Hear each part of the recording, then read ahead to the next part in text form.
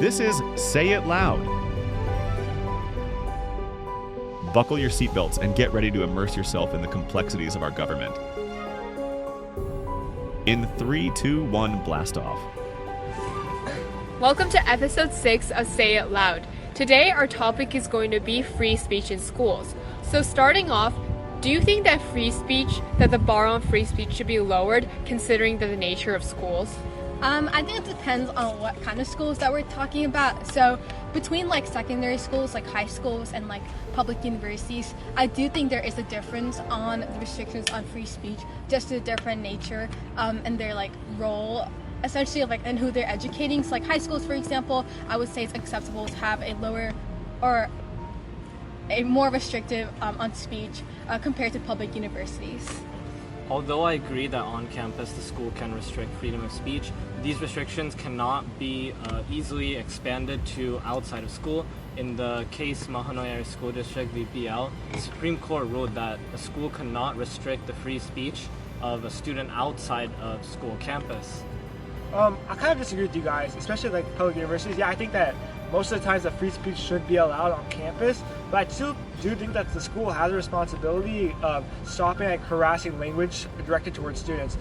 For example, like sexual harassment, using free speech for sexual harassment should not be allowed on these school campuses, as it violates Title VI of the Civil Rights Act of 1965. Well, speaking of universities, do you think that there's a difference in the level of speech between private and public universities, and how does that relate to the First Amendment?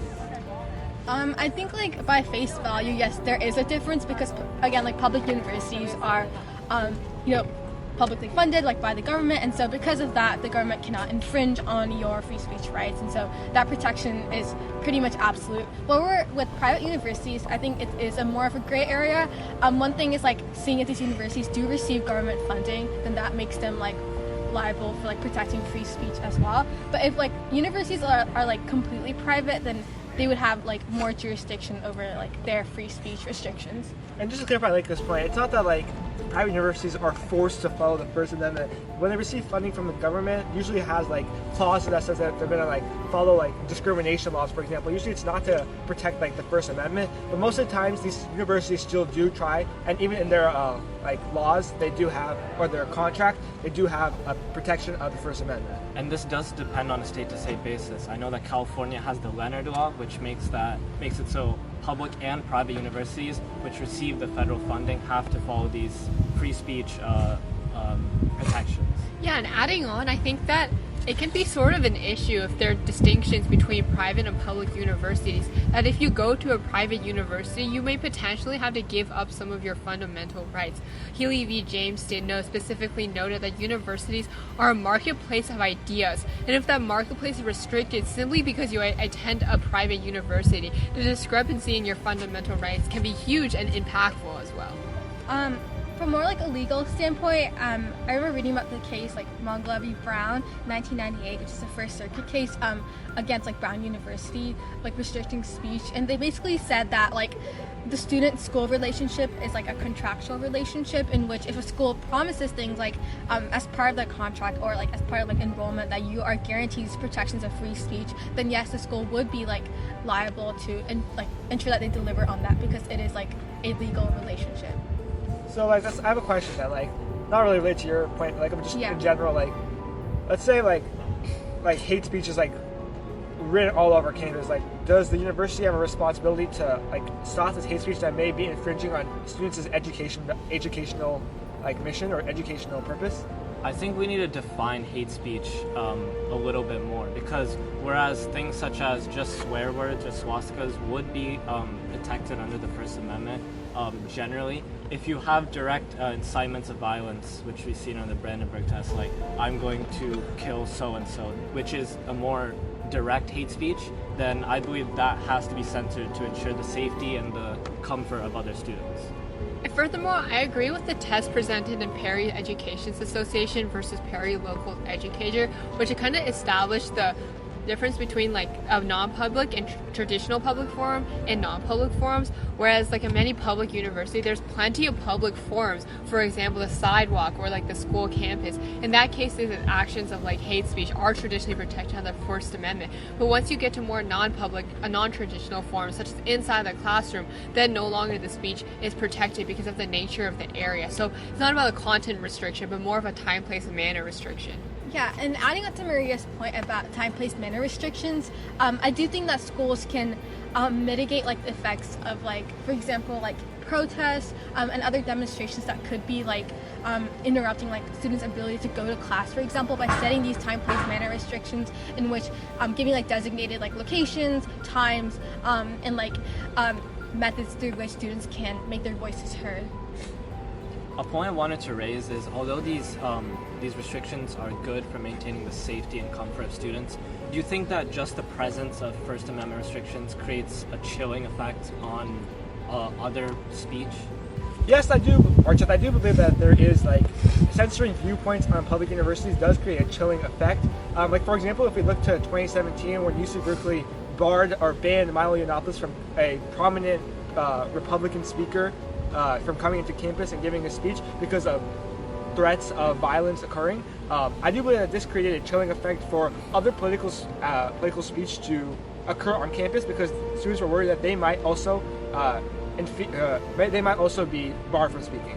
Yeah, and I think this, like, you have to remember the purpose of universities, like public universities especially, is to create an atmosphere, environment where students are, like, you have a diversity of viewpoints and ideas that are being shared, which can lead to social change, which is so important. So I think when you start getting into, like, speech codes and, like, really, like, enumerating, like, what you are restricting, then I think it really shuts off the ability for ideas to, like, propagate through college. Well, speaking of shutting off ideas, something that's been popular among universities recently is the concept of safe zones, or like an area you can go to be exempt from like political discourse and kind of like what people deem as triggering topics. Do you think safe zones are a good thing or a bad thing in terms of promoting free speech and balancing like the well-being of the public?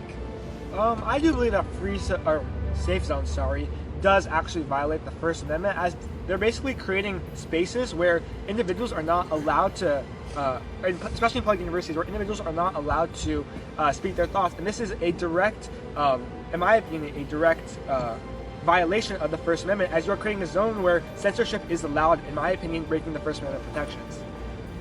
Well, I would actually have to disagree with you, Arvin. I think that safe zones are an appropriate mechanism for public universities to have, especially we can consider safe zones as like, you know, like a club. It's part of your freedom to associate, where you're choosing not to associate with people that want to like discuss these things. And it's not like you're being forced to go to a safe zone. And I think that this freedom of choice is important and a valid option to have. Yeah, I think the thing about safe zones I think makes it different from like other situations is that it's like a voluntary, or like you're choosing to enter like such a place where you know that there is such a like restriction, whereas like at the same time for every safe zone there's also another place where there is no restriction on speech. And so I think that would ensure that there are alternative methods through which like you can have free speech. I think that's like faulty logic, honestly. Like if you would say like the whole university is a safe zone, then what would you say? That's obviously a violation of the First Amendment, right? Yeah. Right. Yeah. So if I have like half the campus as a safe zone, would you say that's a violation of the First Amendment? Well, in the state court case Tatro v. University of Minnesota, the Minnesota Supreme Court ruled that a university does have the right to forgo or achieve its campus mission if it believes that unrestricted free speech goes against their mission of educating or whatever their mission is. Then I believe it could be justified to restrict it with safe zones. To answer your question, Ara, I do think that like yes, like doing like having a safe zone in like half the school would be like overbroad. And I think like when you're like, for example, if you're having like time, place, manner restrictions, like part of that is to look at if this is like the least restrictive like means possible, right? So I think it depends on like the purpose of the like why you're establishing that safe zone, and like whether like it would be necessary to have a safe zone that encompasses like half the school, for example. I don't particularly think it matters like what the purpose of the safe zone is. I think that censorship is censorship at the end of the day, whether it's for a good purpose or a bad purpose. And if you're creating safe zones, like obviously I gave an extreme scenario where you're saying it's half the campus, but I just think it's dangerous to say that some safe zones are acceptable, and like it could lead to like such a thing like that happening in the future. Well, or what if like someone like creates a club that's, you know, like the point of the club is have a like safe space, essentially the functioning of a safe zone, right? And then they create a club like that instead of a designated area. Do you think that should be allowed, considering that, you know, they're clubs for like they're like young Republicans, young Democrats, or maybe this club that doesn't want to like to interact with any of them? So what do you think? You're saying like school affiliated club? Yeah. I think that I still do think that shouldn't be. That is censorship at the end of the day because there is school affiliation there, in my opinion. Like if I went to like a young Republican club, it's not like they're barring like democratic ideas from coming up into these in these club meetings. So for example, like I don't think that's like a proper way to like compare safe zones and like these young political clubs, in my opinion. Okay, so Arv, I wanted to go back to what you said before about specifically the controversial speaker Milo Yiannopoulos. Recently, we've been seeing a lot of controversial speakers appearing at college campuses, such as Ben Shapiro at Cornell or Charlie Kirk at UC San Diego. How do you think it's the best way to manage these controversial speakers so that they still have their freedom of speech, but it doesn't cause unnecessary violence? I know that one method which University of Florida used to control their audience was they gave specific instructions to the audience telling them the importance of free speech and withholding from causing violence. And although this seems very surface level, it did prove to have a very significant reduction in the violent response.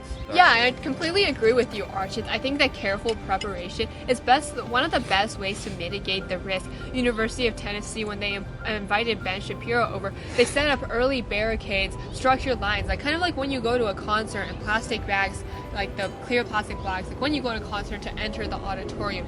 And I think this creates a more safe environment for people. Recently, the Charlie Kirk speech at UC San Diego was relatively peaceful, and I think one thing they could have had fixed was they kind of just put him in like the middle of a plaza with no protection, and like no way for people that didn't want to see that to not see that they didn't know he was going to be there. And I think that like setting up a designated area, making it a proper event that people know about beforehand, is an appropriate method to deal with these situations. Wait, I have a question related to that. Do you think like the university has a responsibility of like ensuring the protection of Charlie Kirk? Like should they use like so many resources, like employing police officers, for example, to make sure that Charlie Kirk can come onto campus and give his like thoughts?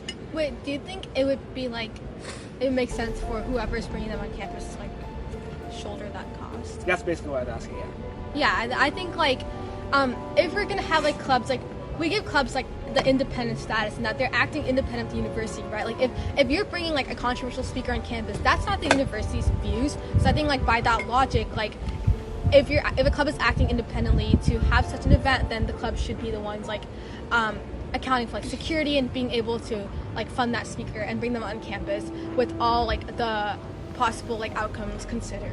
But doesn't that mean that the clubs with the most money that can actually afford the security can speak? What if I'm like a small robotics club that can't afford for a big speaker to come, whereas a different club with lots of monetary funding can? Isn't that unequal?